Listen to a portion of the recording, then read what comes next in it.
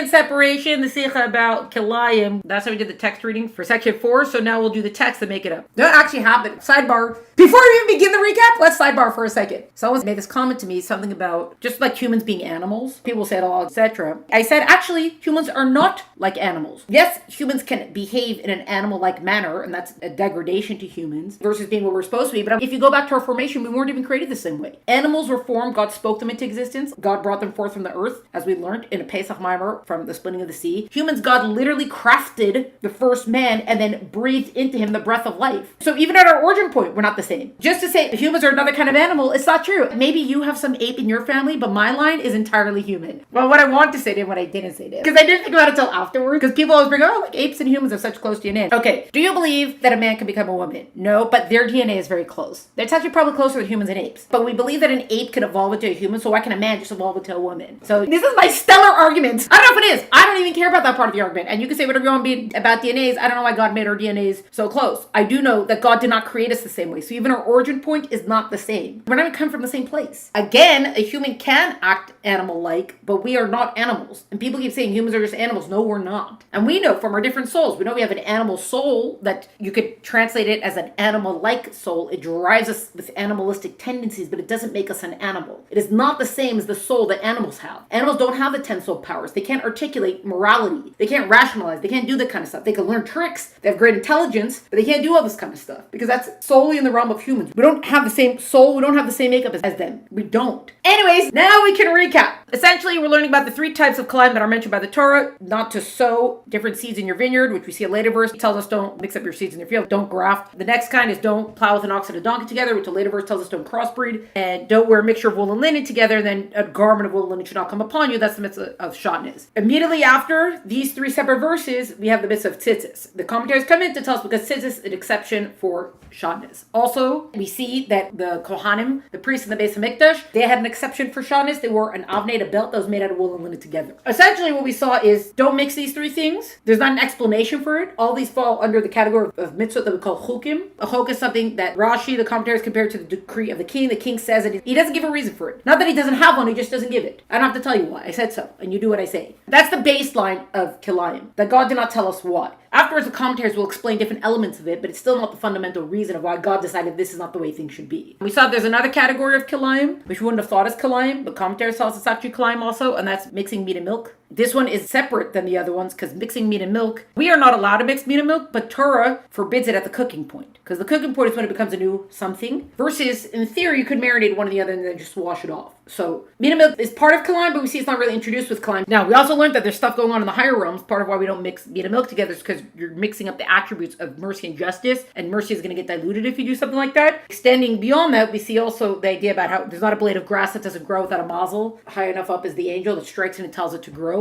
And if someone's going to graft and they're mixing up the seeds, which all the seeds pile on top of each other, it's kind of like grafting because they're all feeding off each other. So even at that level, what you're doing is you're mixing up the jobs of the angels. I mean, when you mix stuff up, it's chaos. We don't have order the way it's supposed to be. We also have commentaries who say also, God made enough species in the world. You don't have to start inventing new stuff. There's always articles about, we just discovered new species. We think we know so much and they're still discovering new species. We think we have to invent new stuff. In the meantime, there's so much stuff we haven't discovered. Just go to another country and all of a sudden you're going to find a billion new things you never knew about. God made tons of stuff. We don't even know the limits of what he created. In the meantime, we're like, oh, we should go Frankenstein stuff. First of all, God said no. Second of all, you don't need to. What are you doing? That's not where you should be putting your time. And not just that, up above, you're crossing wires between angels' jobs. And it's like, well, whose job is this? And if it's nobody's job, then nothing gets done. Or something like that. These are other explanations we're getting with Kilayim, and they don't essentially know the reason. We saw a different commentary about where's Kilayim kept, and if it's Torah law, if it's rabbinic law. And essentially what we have is that Kilayim, grafting, is not allowed outside the land of Israel. Crossbreeding, all that, is not only for the land of Israel, it's also for outside the land of Israel. We have Rambam explaining that crossbreeding, human intervention is what causes it. So you'd have to sit and watch the mating process. And what are you doing? That's not what we're supposed to be doing with ourselves. It's vulgar. Don't do that. Then we also had, well, linen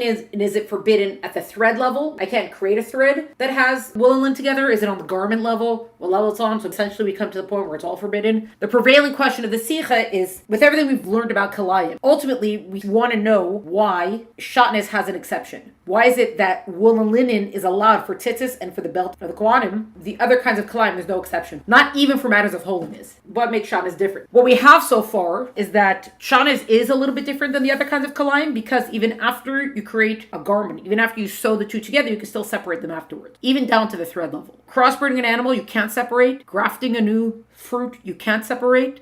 Cooking meat and milk together, you can't separate once it's cooked. But shatnez, even after someone is sown with them, it's not allowed. If someone would have done that, you can still separate it afterwards. There is something distinct about shatnez. The section that we're at is discussing about meat and milk. Killing of plants and animals affects an integral part of their makeup and essence, thereby impacting their power of reproduction and the natural order of producing according to their kind. Shatnez, however, is an external mixture, as even when combined, wool and linen retain their essence to the extent that they can later be separated. If something is grafted or crossbred, we affect it at the essence level, because remember, God promised that you will exist as a species as long as you reproduce after your kind. So if you cross the reproduction, it's not reproducing after your kind, and God's like, no more reproduction after that. So there's something at an essential level that gets affected. Shatnez, wool and linen, putting them together, you're not affecting the essential level, because the wool and linen, nothing has changed about them, to the extent they can even separate them afterwards. So continuing on that idea, the category of meat and milk, a mixture only affecting physical substance, so we're not changing anything on the essential level. There's nothing is being changed about where it either comes from, which, by the way, they can both come from the same cow, ironically enough. You could literally cook a steak in its own milk.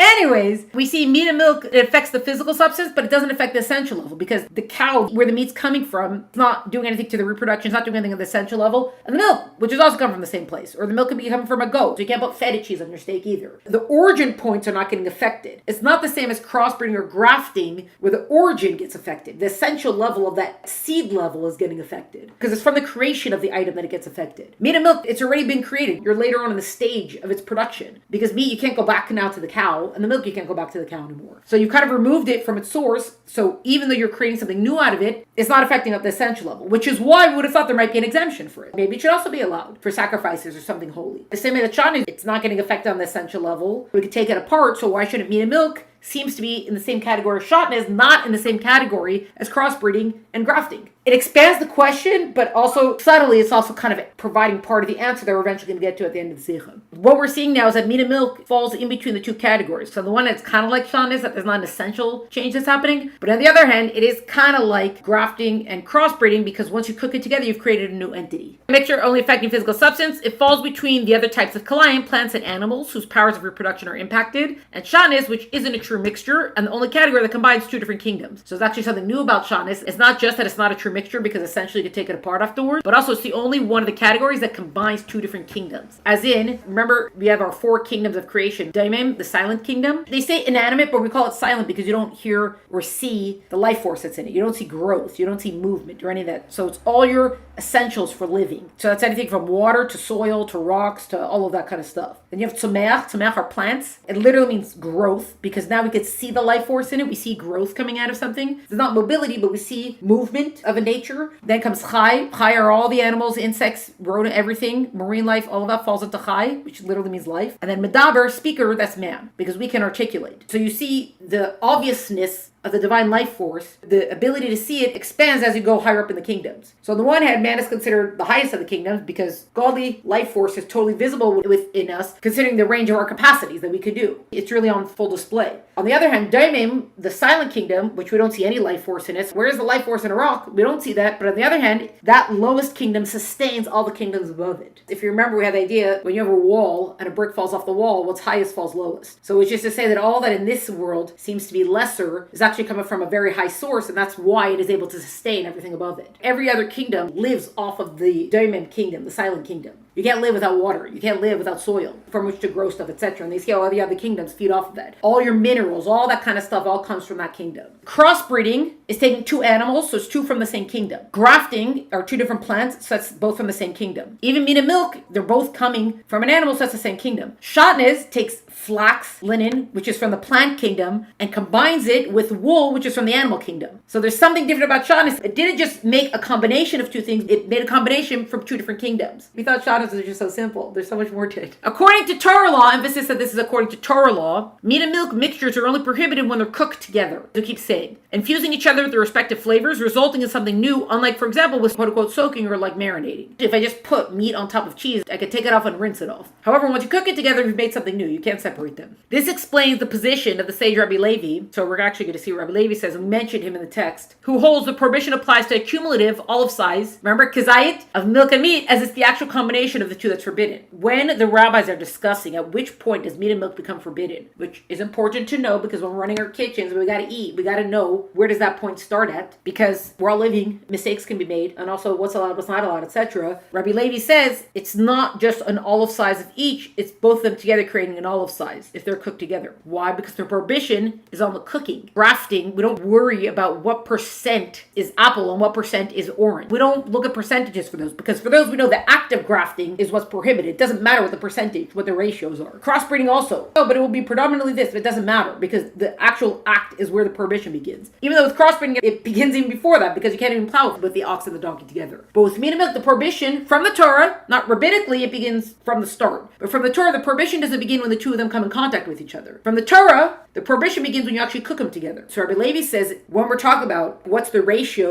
is as soon as something is big enough of a substance, which is the olive size, as soon as that's cooked together, that's the prohibition. So it's not about what the ratio of meat to milk is, it's about the fact that you've created something of substance and you're cooking it together now. It's a fine line distinction, but it's something that gets established and that could affect other kinds of halacha. Okay, this is from the Gemara of Chulin. And then we're going to see Rashi and Tosfos on it. So we're going to see commentary on it. Commentary and then commentary and commentary. Gemara says, Abaya said, the principle that the flavor of a forbidden food renders prohibited the substance in which it is absorbed, and it is not necessary for there to be actual forbidden substance, applies by Torah law in general, not just to the prohibition of meat cooked in milk. As if it enters your mind that the principle applies to other prohibited foods by rabbinic law, one could claim, what is the reason that we do not learn that it applies by Torah law? So analogous case of meat cooked in milk, it must be because the prohibition of meat cooked in milk is a novelty. Remember we said that you can't establish Torah law by meat cooked in milk because it's an exception. We learned that with Nazir when we're learning about the Nazirite who can't he dip his bread into wine? And we said, well, it's just like the whole idea of meat and milk. No, meat and milk is just like its own category. You can't extrapolate law for the meat and milk category because it's something unique. That is not derived through logical reasoning, as each substance is separately permitted and they are prohibited only when cooked together. But we'll go back to the Nazir. It's not what it's talking about here, but it applies here as well. Although with the Nazir, could he dip his bread into wine? The bread is permitted. The wine is forbidden. The reason why they're saying that meat and milk together, you can't use it to derive Torah law, is because meat and milk, they're both permitted. It's only somehow when you cook it together it becomes forbidden. So that's why the thing doesn't make sense. We're not talking about, oh, you drop something in something forbidden. We're not talking about if only one is forbidden. Here we're talking about they're actually both permitted. Just magically when you cook it together, ta-da, now all of a sudden it's forbidden. So that's why the whole thing doesn't make sense. But you did permit it to us.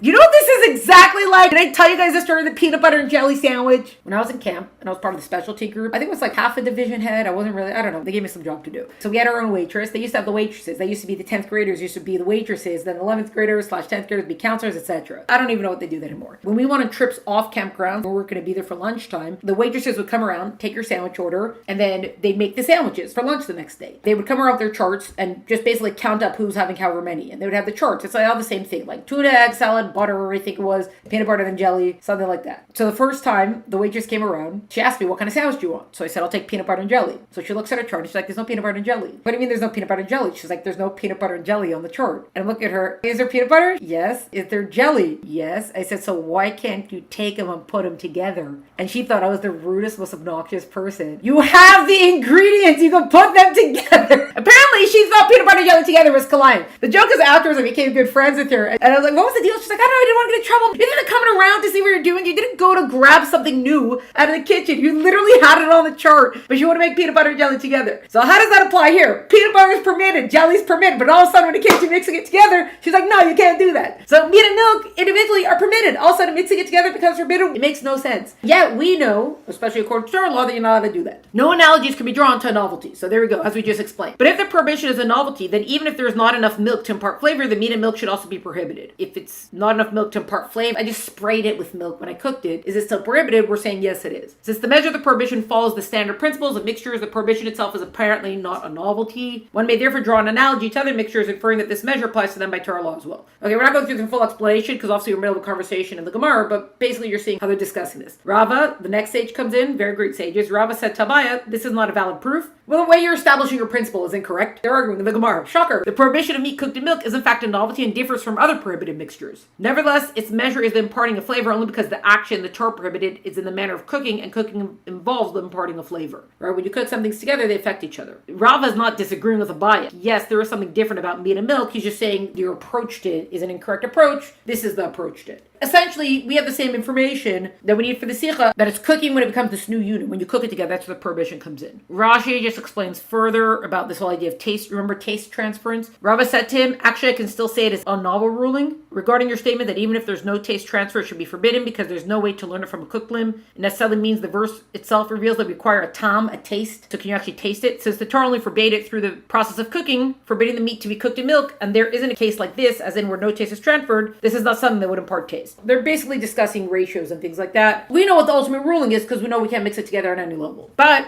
if a little bit of milk falls into our chicken soup, then we call the rabbi to make sure that we don't have to dump the whole thing. But you see, this is where all the law is being established. Tosfos, taste this. So this is another explanation. The translation that I found actually broke it all down. That's why it says explanation 1, implied question explanation 2, because I took this from a site that actually explains the Gemara. We should give credit to where it's due. Oh, it's something from Daf Yomi. It's a site that was set up for studying Gemara. Explanation 1 is not in the commentary, but they're explaining it to us so we can understand it. Explanation 1, Rashi explains, this we just saw from Rashi. Rashi explains that both are permitted individually, but when they're mixed, they become forbidden, as we've learned. So what is the implied question? This reason is not mentioned in Psachim, so another tractate of Gemara, a Nazir, that we saw, as Kalayim is the same, as each can be planted, but they cannot be planted together. It is therefore difficult to understand, or Rashi makes up his own reason for it being a novelty. Sicha Yaakov defends Rashi. Okay, so it's giving us another commentary. Explanation number 2, the Gemaras that were mentioned above, so both of them, conclude that the novelty of basar b'chalav, which is meat and milk, is that if meat soaks all day in milk, it is permitted. Brackets according to Torah law. Even though the milk becomes absorbed in the meat. And he's saying soak, but think about it as marinating. If you marinate something, there is flavor trap. That's the point of marinating. You want whatever you're marinating it in to affect it. You see how the discussion is coming, because if you look only according to Torah law, then you should be able to do this. And here the rabbis are saying, no, you can't. Well, where are you getting that from? It is absorbed even though it is cold because it is clear and the meat stays in it, meaning that some of the milk is on the meat even when it's removed from the milk. When the meat is cooked, it becomes forbidden. Torah says you can't cook it together, and the rabbis are coming in. Well, there's taste transference is happening way before that when you marinate. So everybody's giving different explanations about why this is. This is Rambam Hilchos Meila. It is appropriate for a person to meditate on the judgments of the Holy Torah and know their ultimate purpose according to his capacity. So even what we can understand, we have to understand as much as we can. We act in a way of Torah says so we do, but we are supposed to also stretch our minds to understand as much as we possibly can. So we have a dual track that we walk upon. Rambam explains there are motivating rationales for all of the Torah's decrees. Rav Yosef Karkos explains, so we're talking about a commentary, explains that Rambam's words have a twofold intent. Firstly, a person should not think that since the motivating principles to the mitzvahs are deep concepts, it is preferable not to investigate them at all. So you can't say, well, this is godly stuff, so that's not our department to try to study. Rambam is saying, no, you have to study as much as you can. Instead, he should realize that he should invest himself in their study. On the other hand, if he cannot find a suitable explanation for a practice, he should realize that the lack is not in God's thought, but in his own. Basically, the answers are all there. The question is, A, whether or not we can find them, and B, whether or not we can understand them. But the fact that you can't find a suitable explanation for a practice doesn't mean that it's just nothing and God was just bored one day and gave us a lot of extra mitzvahs. God has a reason for all of it. The understanding of it is on us. So if he cannot find a reason or motivating rationale for a practice, he should not regard it lightly. Because you don't understand it, you shouldn't be like, whatever. It's tempting to do that. I don't understand why you want me to do this. Nor should it break through to ascend to God, lest God burst forth against him. One's thoughts concerning them should not be like his thoughts concerning other ordinary matters. When it comes to day-to-day stuff, if you don't necessarily understand it, you might be less inclined to do it. When it comes to Torah stuff, we don't do stuff according to what our level of understanding is. Or you could be like the high schoolers, but I gave them an assignment and they didn't understand it, where I told them, take a notebook and you're going to teach yourself a skill or hobby. And like, well, what does this have to do with anything? I'm not going to do something if I don't understand it. You will do it because I gave it to you to do. And maybe later you'll figure it out, which they never did on their own. And instead I had to explain to them why it's so important to have the discipline to be able to teach yourself something.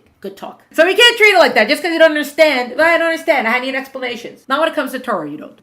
You try, but that's not how you gauge what you do. See how severe the Torah rules concerning misappropriating sacred property. If I pledge something to God, to the Beis HaMikdash, etc., and it's all the laws that go along with that. You can't just be frivolous about it. So for example, I say this cow is going to go to the Beis HaMikdash, and then I'm like, actually, never mind, I changed my mind to this cow. That other cow doesn't just magically lose its status. Once you've pledged it, you've pledged it. So there's a lot of laws that are involved in, well, now what happens? Now, if wood, stones, earth, and ash become holy because the name of the Lord of the world was called upon them through speech alone, and anyone who treats them as ordinary articles violates the prohibition against Milah, and if he acted unknowingly, he's required to secure atonement, how much more so with regard to the mitzvah what God ordained for us? Should a person not treat them derisively? Because he does not understand the rationale. He should not conjure up matters that are not true concerning God, nor should he think about them with his mind as he would ordinary matters. There's no correlation between what God commands of us and mundane stuff you do in the world. And the fact that when we're looking at wood, stones, earth, and ash, these things could become holy because they've been dedicated to the Beis Mikdash, they're part of the Beis Mikdash, plus the expansion, the whole wide category of all of that. See, these are all part of Daimim, the silent category, the silent kingdom. The same way these can all become holy and have an elevated status, then definitely a mitzvah that God gave to us should definitely have an elevated status. For Vayikra states, so the book of Vayikra states, and you shall guard all my decrees and all my judgments and perform them. We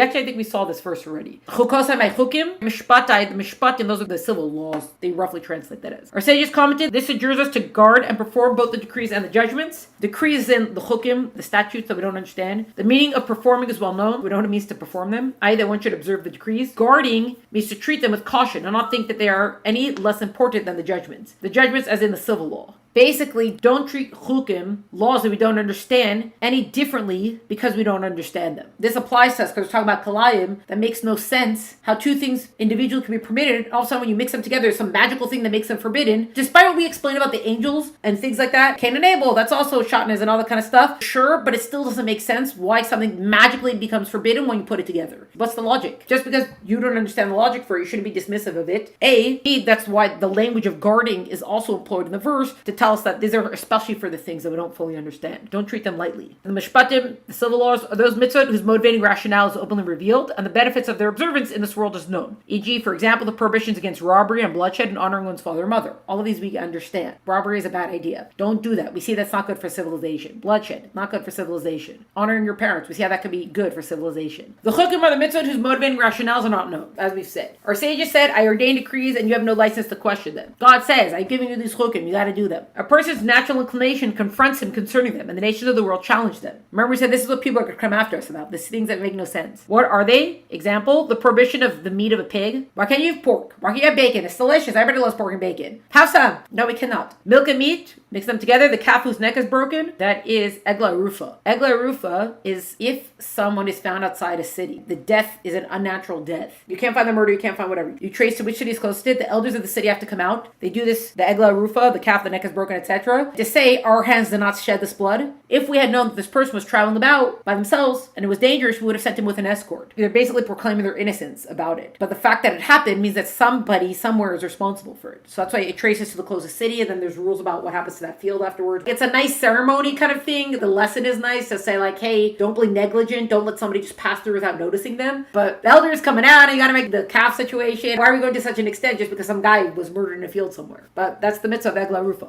The red heifer, so that's a paraduma. It is used for purification, but the person who has to make the ashes and stuff like that becomes impure through it. So that makes no sense. And the goat sent Tazazel. To what degree did King David suffer? Because of the heretics and the idolaters who would issue challenges concerning the decrees, as in the chukim. King David had to deal with all these scoffers. As long as they would pursue him with false retorts, and they would arrange according to man's limited knowledge, he would increase his clinging to the Torah till him states, willful transgressors have stacked falsehoods against me, but I guard your precepts with a full heart. Taflo alai sheker zedim, ani b'chol lev etzer pikudecha. And Tillim states concerning this matter, all of your mitzvot are faithful, they pursue me with falsehood, help me. Kol susecha amuna sheker udafuni, as Rainy. All the sacrifices in the category of chukim, or sages said, the world exists for the sake of the service of the sacrifices. Sacrifices are also considered chukim. We don't fully understand why God wants this. Because we understand, oh, you're sacrificing the animalistic part of yourself, that's nice. You sacrifice it, especially the sacrifices that you don't eat from afterwards. That seems wasteful. God doesn't like waste. The whole thing of the sacrifice is also, we get it, but we don't really get it. And yet, the sages say the world exists for the sake of the service of the sacrifices. For through the performance of the decrees, as in the chukim, and the judgments, the mishpatim, the righteous merit the life of the world to come. It's specifically doing the things that God asks of us, especially when it doesn't make sense. That's where we see true service coming into play.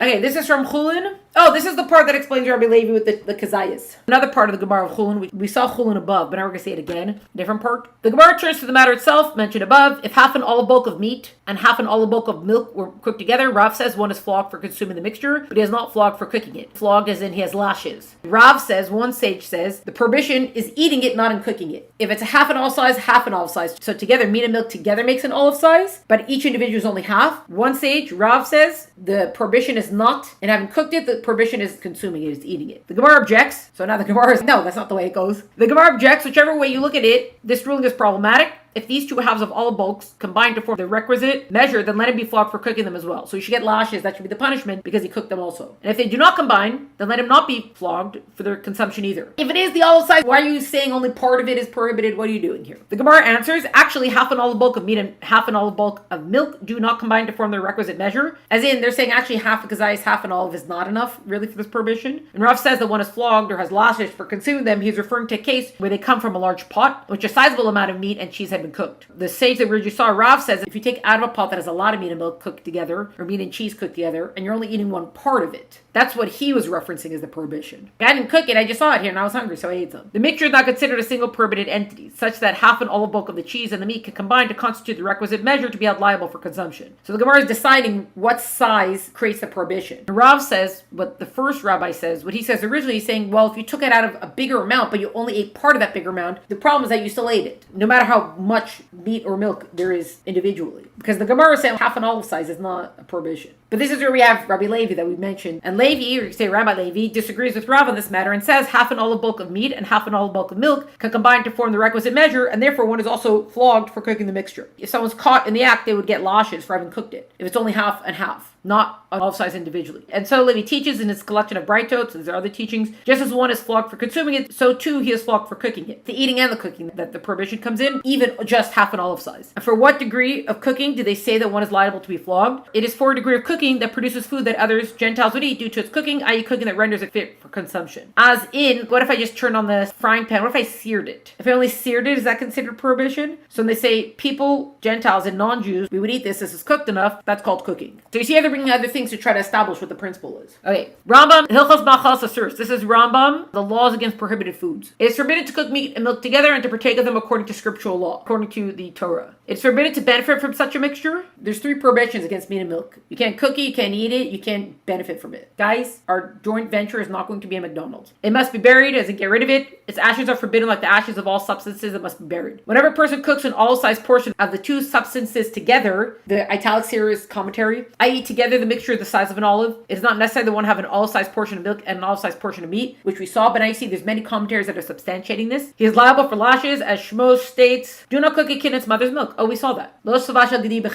Similarly, a person who partakes of an all-size portion of the meat and milk that were cooked together, parentheses, brackets, if however the meat and milk have not been cooked together, there's no scriptural prohibition against partaking of them. Maggid Mishnah, that's a commentary on Rambam. According to rabbinic law, it is forbidden to partake of them in any matter. Remember, there's a difference between the Torah and the rabbinic prohibitions. It is liable for lashes, even though he was not the one who cooked them. So even if you just ate it and you didn't cook it, you're still liable. That's why it says you're not allowed to benefit from such a mixture. So like, well, I didn't make it. It was made already. The prohibition is cooking it. No, the prohibition is also you're not allowed to eat it. You can't derive benefit from it. Brackets, even if a prohibition was not violated when cooking them together, for example, maybe a non-Jew cooked them together, there's no prohibition for him. A non-Jew could cook it together. It's forbidden for a Jew to partake of the mixture, but you're still not allowed to eat it. The implication that the prohibitions against cooking the mixture and partaking of it are separate issues that do not necessarily share a connection. Again, Mishnah. So we just expanded all the way through, seeing on the technical front what Torah law prohibits, what does rabbinic law prohibit, and Rambam is highlighting the fact, well, first of all, we have the olive size of stuff, but also highlighting the fact that Torah prohibits the cooking. But however, there's also prohibition that you can't benefit from it either. Torah prohibits the cooking, and also Torah prohibits the benefit. To say that even if somebody else cooked it, you're still not allowed to eat it. So somebody that is permitted for them to have cooked it. So non-Jew, for example, they could cook it together, there's no problem for them, but you're still not allowed to eat it, because you can't derive benefit from it. So that's the expansion of the meat and milk category. But essentially what we get to is that even though nothing is being changed on an essential level, as in the power of reproduction is not being changed, it is still considered kalayim and is still forbidden. But we see why we might have had a question that we thought it might have been permitted because it is different than the other categories of kalayim. That is what brings us now to the end of section 4, and the next time we'll be at the top of section 5. Oh, that means we read text next time.